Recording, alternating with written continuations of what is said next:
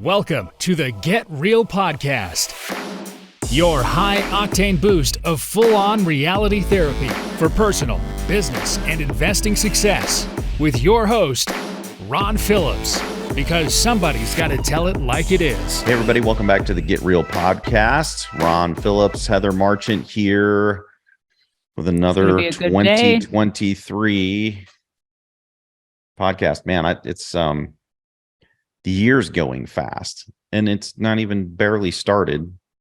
So it's kind of crazy. It is. I agree. I just did another round of our quarterly reviews with our team, and I'm like, where did 3 months go? Like, at the same time, I felt those 3 months. I know they existed, but man, time just goes by so fast. It's crazy. Yeah. Nuts. By the time everybody listens to this, I will have already spoken at my buddy Nathan Brooks' book launch in Kansas City. I'm flying out tomorrow to do that. Great book. If you guys want to go pick it up, The No Quitter's Guide to Real Estate Investing. Actually, I kind of really love the title because one of the things that I have noticed about all successful people is that they just simply will not give up. Yeah. True. They just won't give up. So I'm excited to read it. I haven't read it yet, but it is on my wish list.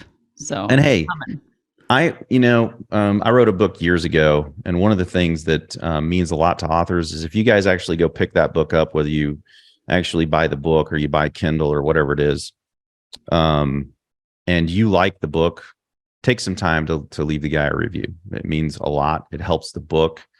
It helps him help more people. So make sure you do that. It's like a whole new world we live in with the reviews. I know, right? And then it's kind of like our show. Yeah. Shameless plug. It's kind of like our show. If you haven't reviewed the show, good, bad, or ugly, get on there and review it. We would love for you to get on iTunes or your favorite whatever and give us an honest review. So I remember, Ron, like 3 years ago, like listening to a presenter about how many reviews does your business have. And I think we thought for years that it doesn't really matter a ton, right? Like, oh, we'll get client referrals or whatever. People don't really find us by Googling us, And man, I after listening to that guy present, we hired him to help get us all the technology to make it easy for people to leave us a review. And it's been a game changer for our business. And I think books, podcasts, like all those things, if you love something, leave a good review. I have a problem that I am so excited about things that I haven't told you this, Ron. I am banned from leaving reviews on Amazon. Did you know that about me? No, wow. Me. Yeah, they banned me because because you're a bot. You like stuff so much that they think you're a robot. Someone reported my review. That's all I know. And I can't do anything about it. I can't like say, hey, what was the review or anything. So don't be too passionate on Amazon. Just a little tidbit for all of you out there. I literally didn't know you could get kicked off of reviews. Yeah. Interesting. Okay. Well, yeah. Hey, go crazy on our show though. We won't kick you off. Yeah, that's not on Amazon. So, no worries there. Okay. And we're only wanting one review. I mean, we're not asking for 10. So I think we'll be okay. No shenanigans. I mean, don't be Heather, I guess, everybody. That's the moral of the show today. Don't be a Heather. When I love things, man, I love all in, I guess. I'm like, this is and it's not like you were on there doing all kinds of hate speech. That's what I would think you would get kicked off for, telling people you hope they get cancer and die or something. Yeah. Because people say things like that, you believe it or not. Mm-hmm. Yeah, I left a biased review, I think is what it said. So that they thought I was being paid or something to leave a review. Okay. So. Well, it was biased. You used it. You are biased. So I'm not sure how we got on this topic, Heather, but I'm running with it. Well, all I know is reviews are super important, and that's where my brain went. It was like, hey, leaving reviews for businesses that you like, books, podcasts, all those things that they really matter more and more in our digital age. So yeah. And we'll because we want to make things easy, maybe we'll leave a link to his book in the comments. Then you guys can just click on it. It's a pretty good book. I like it. Good point. Maybe we'll leave a link to the other book we're going to talk about today. It seems like a book show. That's true. It wasn't even intended to be that way. It wasn't. Just I just thought about that.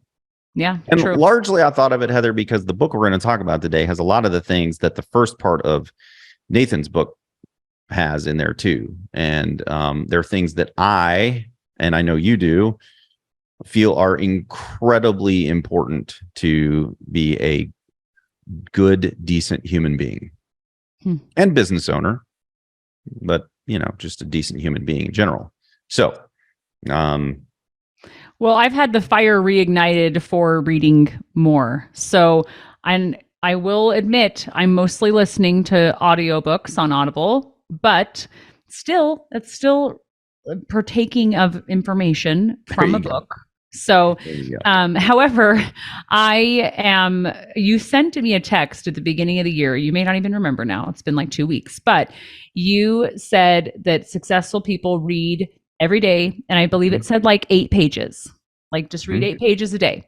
So I picked up my Audible account and I'm like, I haven't finished probably 3 books that I had started. And I listened to a lot of books, but I had just kind of cooled off of it in the fourth quarter. And so I'm like, man, I've got to pick up a good book. And I picked up one you've mentioned, one that we actually share with our clients a lot. It's called How Will You Measure Your Life by Clayton M. Christensen. And who is no longer with us, unfortunately. Great man. And I wish he were still here to write more books, because I really, really love this book. And the research that he put into it. Yeah. Well, one thing that it was interesting, Ron, is I heard so many things that you've told me over, the last decade and a half or whatever that we've worked together were in this book. I'm like, oh my gosh, Ron always says that. That's so funny. Like because I remember in talking about like team compensation, you would say to me like, well, it's their job. And so you have to be careful about, bonusing or incentivizing too much. And that's totally in this book, talking about what motivates people, and that money is not the only motivator, that a lot of job satisfaction and making a difference in the world type of motivation as well. Anyway, so interesting, because I'm like, oh, we've had this conversation several times, and I got all the backstory and logic, and it was really interesting. It's a fantastic read. And the cool thing, if you don't know who Clayton Christensen is, he's actually a professor. He has a PhD. He was a professor, and he studied all of this stuff. And so there's all this data, right? Because there's books all over the place that tell you, do this, do this, do this, and like if I wrote a book, that's what it would be. I'm not going to go do the kind of research that he did to write my book. I'm going to write what I think, right? He wrote a book that he researched out, and did all kinds of studies, and anyway, and he did all this for Harvard. So it's really, really cool, the fact that there's so much data behind everything that he says in here.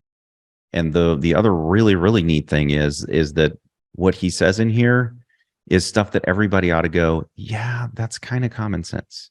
Yeah, that's true. But somehow there's this disconnect in business where, well, there's several disconnects, and he talks about many of them in the book. So maybe I'm not going to go over but there's this, let's just say there's this overarching disconnect between regular life and business, and in a myriad of different ways. And basically he just annihilates that. But there really isn't. I mean, business does have to run a certain way, but you don't have to break all of the rules from a normal society to be successful. This is one of the books that made me, many years ago, I thought that you had to be a complete douchebag to be successful in business. Yeah. You remember having this conversation with me? I was like, there's all these movies came out about all of these people that folks look up to, and they all had horrible, outside of their business. Yeah. The whole rest of their life was a complete disaster. Yeah.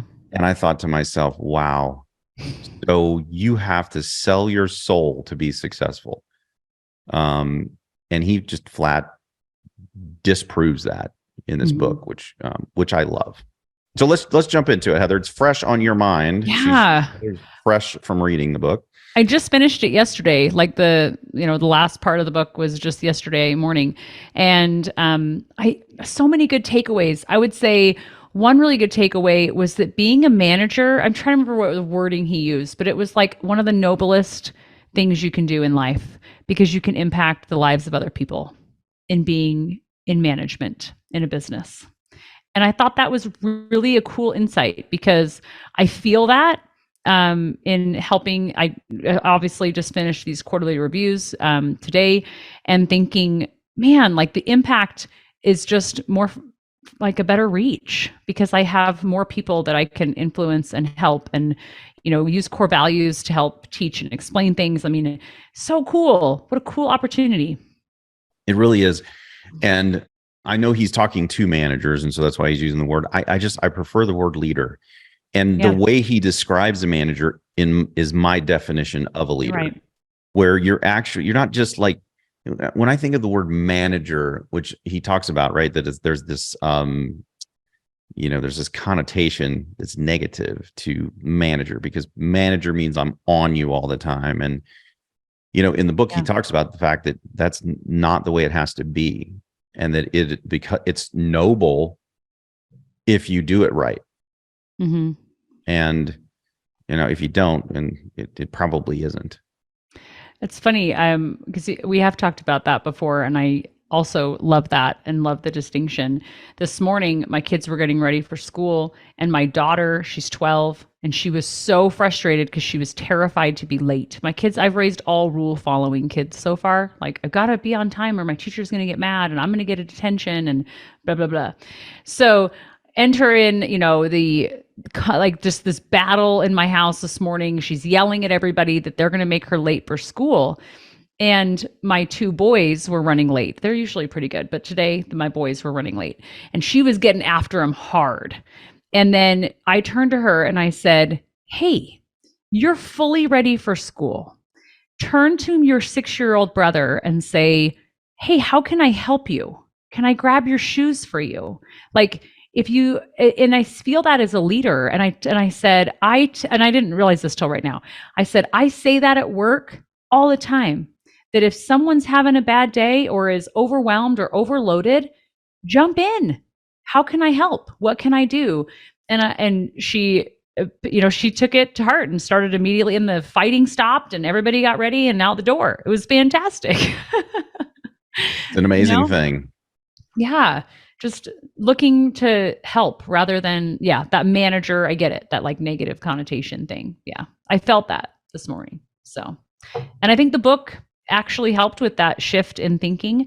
Another thing I loved was he talked about the foundation in missing out on your kids' lives when they're young, and had this research about how many words are spoken to a child in the first 2.5 or 3 years of their lives. Mm-hmm. And it's not direction words, it's just conversational terms, that those words directly impact their brain development. It was so interesting, like being present and not outsourcing everything as a parent, outsourcing everything as a company. And that was so, man, I'm going to go off, but that was so interesting about Dell computers, I think it was. Oh yeah, that was such a good story. Go ahead. This is a great story. I'm going to see if I can remember all the details, but they outsourced circuit boards or something. And then that circuit board company was like, well, why don't we help you with this too? And it's important who the circuit board company was, because you guys are going to remember this. I know. I'm trying to remember the circuit board company was ASUS. That's right. ASUS. That's right.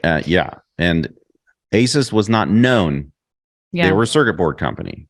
Yep. All right, go ahead. All right, now go ahead. So then they said, well, we can help you with that. We've been killing it with the circuit boards. Let's help you, with a bigger part of the product development. I don't remember what it was, but building something else for the computer. And it got to the point that Dell had outsourced almost every component of the computer. And then all of a sudden ASUS came out with a computer. Yep. And I was like, and it kicked the pants off of Dell for a while. Yeah. It really, really hurt Dell. Great story. Yeah. You can't outsource the whole thing. Yep. And watching your competitors in a different light too. Sorry, go ahead. You go. I was just going to say that, this is one of the things that's wrong with the country. We have outsourced the making of almost everything. Yeah. And this, I think everybody started to really feel this during COVID when we couldn't even get medicine. Yeah. Because we didn't have any manufacturing plants here. So we have all of these American companies, right? That they put up, they produce all of these drugs. None of them are produced here. They're produced overseas. And we lost total control of the ability to have drugs when we needed them in our country. Same principle with your business. Same principle with teaching your children. If you outsource the teaching of your children, you're going to get whatever product the other people who you've outsourced to give you. It's not going to maybe be what you wanted it to be for your children. Yeah. Very, very important piece in the book. I also loved the story of Blockbuster and Netflix.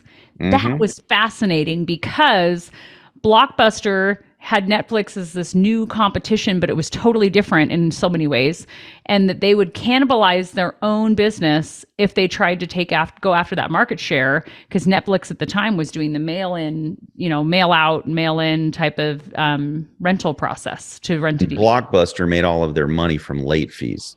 Yes. So they didn't want to change that, and that's in essence what Netflix did. It eliminated late fees. There was no late fees on Netflix movies, if you guys will recall. And that it annihilated Blockbuster, and that they looked at it from like a business perspective and said, well, if we tried to compete with them and have a similar product, then we're going to cannibalize our own business. And so we're just going to stay in our lane. It was really interesting, and how that ended up being their downfall. And they had an opportunity to buy Netflix. Oh, I forgot about that. And they opted not to do it because they thought it was a flash in the pan. And whoops. Whoops. So it's important to understand what's happening around you. It is really important to not have your head down all the time. You got to be looking up a little bit. Yep. Don't make me retell the story about the youth that I was doing downhill mountain biking with. Don't let me tell that story again. Look where you're going. Keep your head up. My gosh, never seen somebody almost drive off a mountain so many times. Anyway. Oh man. We were doing legit downhill, Heather, like not training wheels, full on downhill, armored up mountain biking. And he kept looking where he didn't want to go. Oh my goodness. Literally can't do that, dude. That's making my hands sweat over here. There's a life lesson there, everybody. If you didn't pick it up, you got to look where you want to go. Don't keep your eyeballs on where you don't want to go. Because that's literally where you're going to go. All right. Especially on a bike. I thought the IKEA story was really interesting, that no one's even tried to do IKEA's model or like copy them. So interesting. I was like, they did a whole bunch of research before they created IKEA to figure out what people needed and what they wanted. And then they just built it. Yeah. And IKEA is nut. I hate IKEA because it's a maze and all this stuff and there's so many people in there, and I it's just not my jam. But we have shopped there for stuff because that's where you could get it, and you could take it home that day. It's all there. Yes, in all any the components. Car. Yep. In any car, you can take it home. Yep. It's pretty all interesting. The components are there. You can furnish an entire apartment in one place. I mean, all of that stuff. I'm like, yeah, that's crazy. I never thought of it. The way he talked about it, right? The small packaging, the flat packaging, all of those things. And that, all of the warehouse stuff is all down below. You just go pick up the stuff you liked up above. I mean, so fascinating, because I knew that, but I didn't think of it I guess, as a business model. I was more thinking about it as a consumer. So really, really interesting.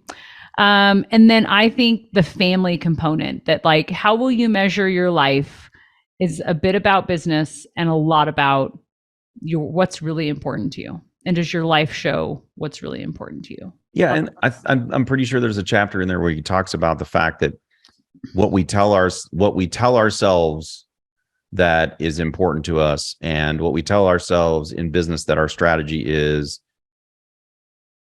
really not.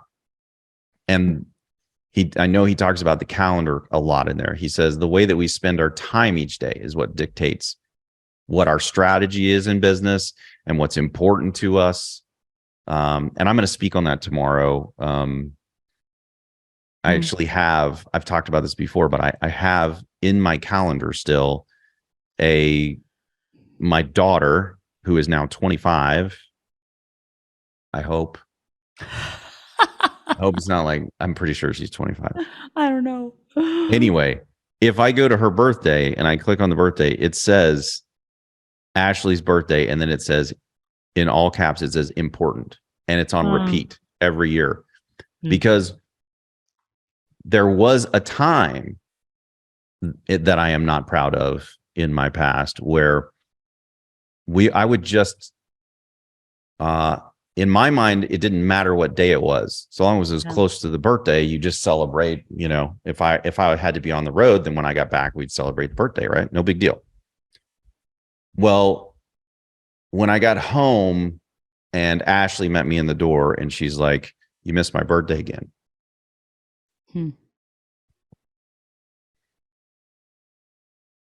So that still hasn't left. Yeah. Holy cow. That's a long time ago too. Yeah. And she met you at the door when you walked in? Yeah, I mean I was just kind of like, yeah, I know we're going to celebrate, and I could see it in her face. It was not okay. And it was the first time I recognized the fact that it was not okay, that I was missing an important date. And I had rationalized, because if what he says is that what we tell ourselves is important. I told everybody my family was important, and I meant it. But if you actually looked at my calendar, my family was not important. And it sucks that I'm on this podcast live telling everybody that, but I'm telling you because if this strikes a chord with you right now, change course. We all do this. Yeah. We lie to ourselves, and then we do that so that we justify that so that we can feel good about what we're doing. But if you own a business out there and you tell yourself that you're working 80 hours a week for your family, you're lying to yourself, and you are not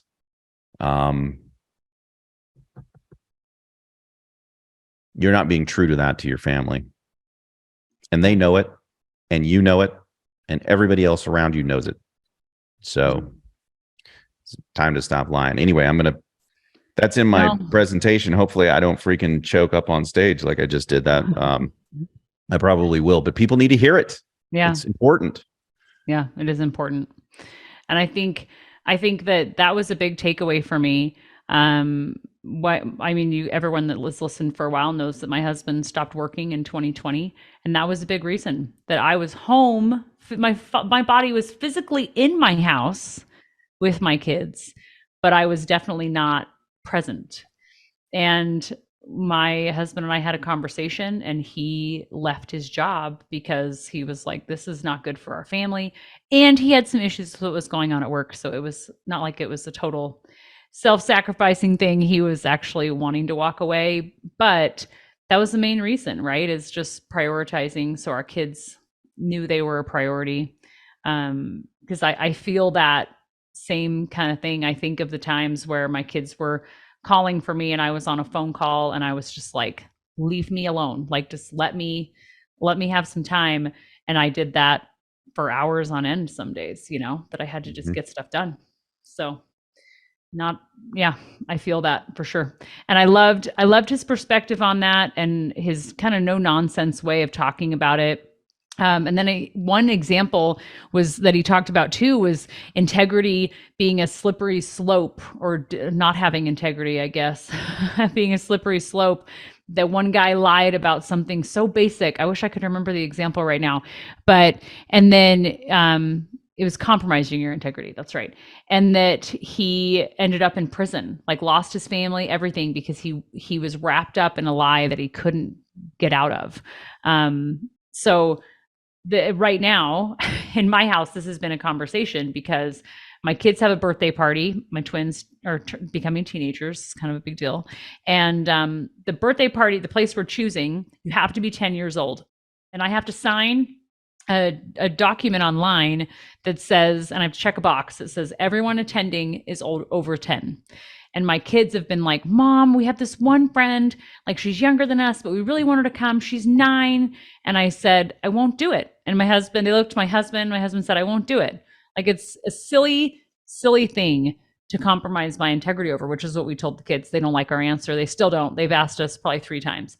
But I'm like, yeah, it's just not worth it. Even though it is insignificant, it's not a safety hazard or anything.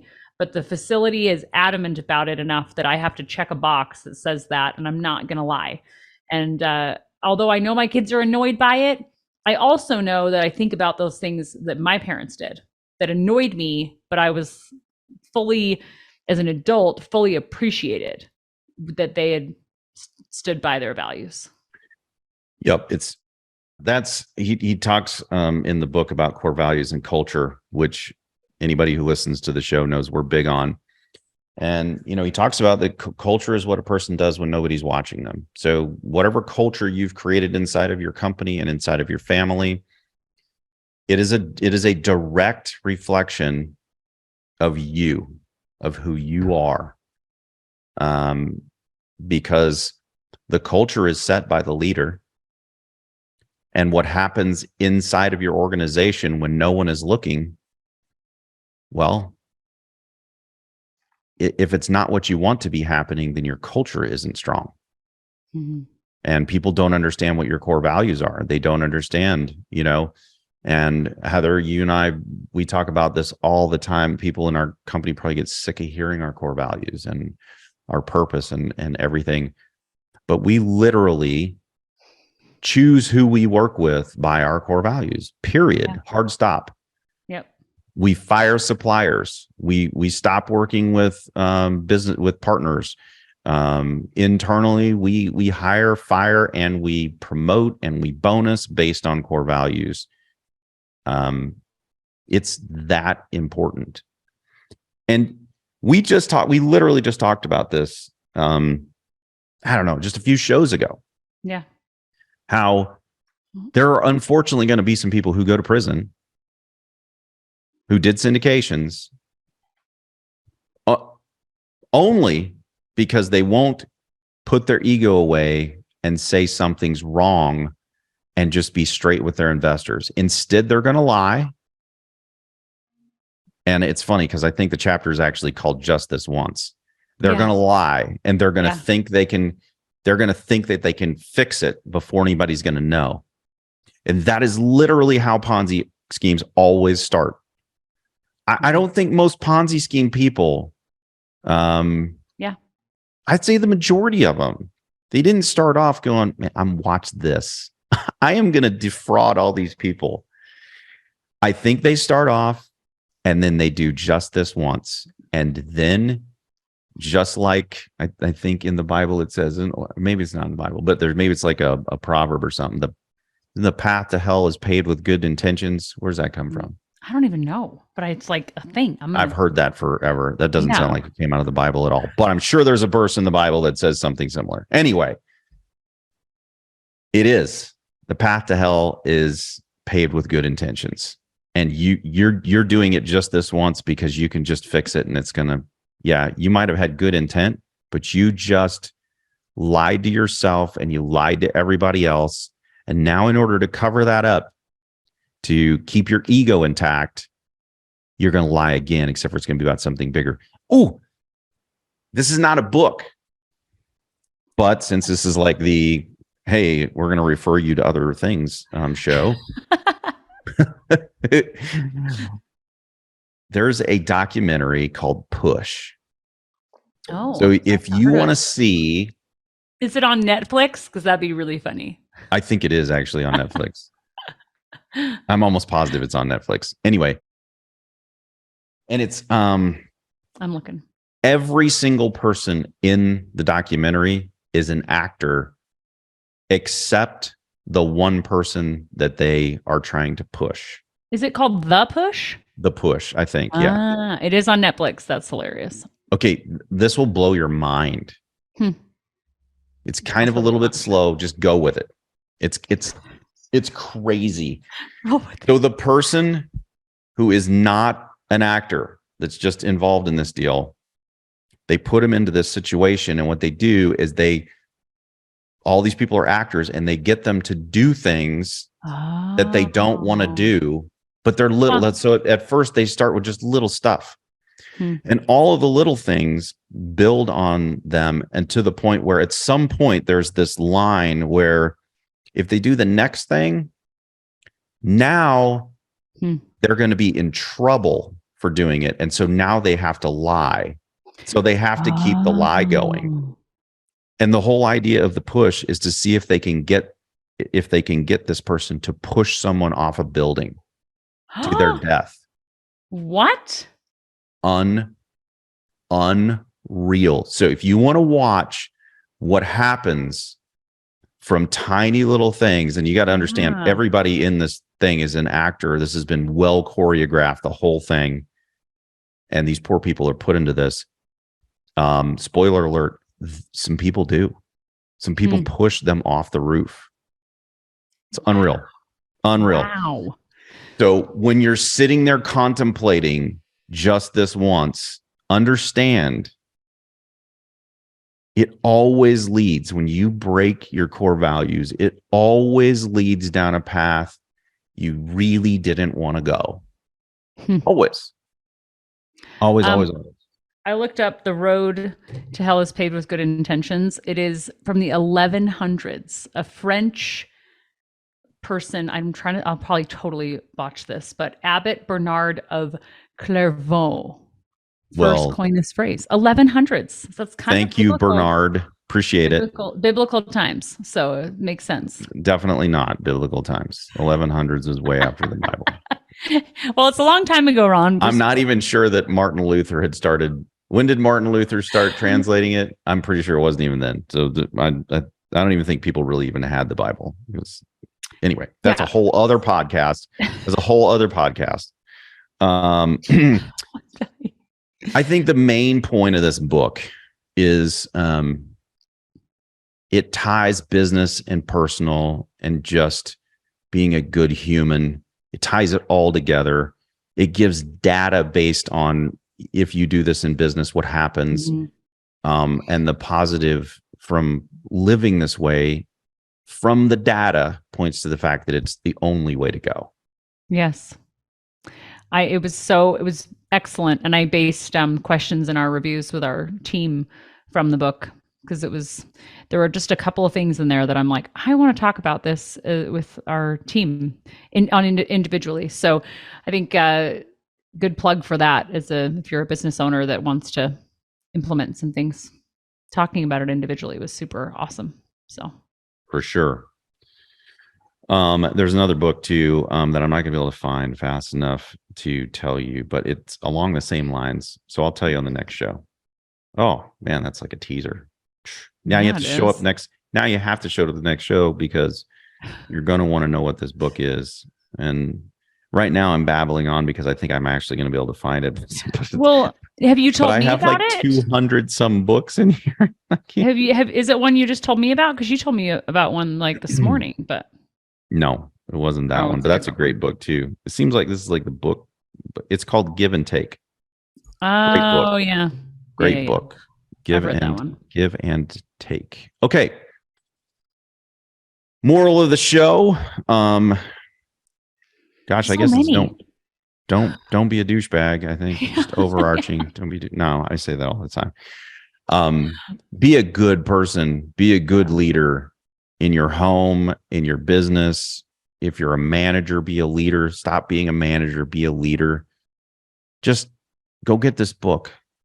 I read this like 3 or 4 times a year just to keep it straight in my head that this is what we're supposed to be about. So if you don't have a book to read right now, I'm telling you, go get this one, read it, and that's going to be our make it happen this week. You get out there and make something happen. You can buy Nathan's book. You can buy Give and Take. You can watch The Push. Or how will you measure your life? Now get out there and make something happen. This has been the Get Real Podcast.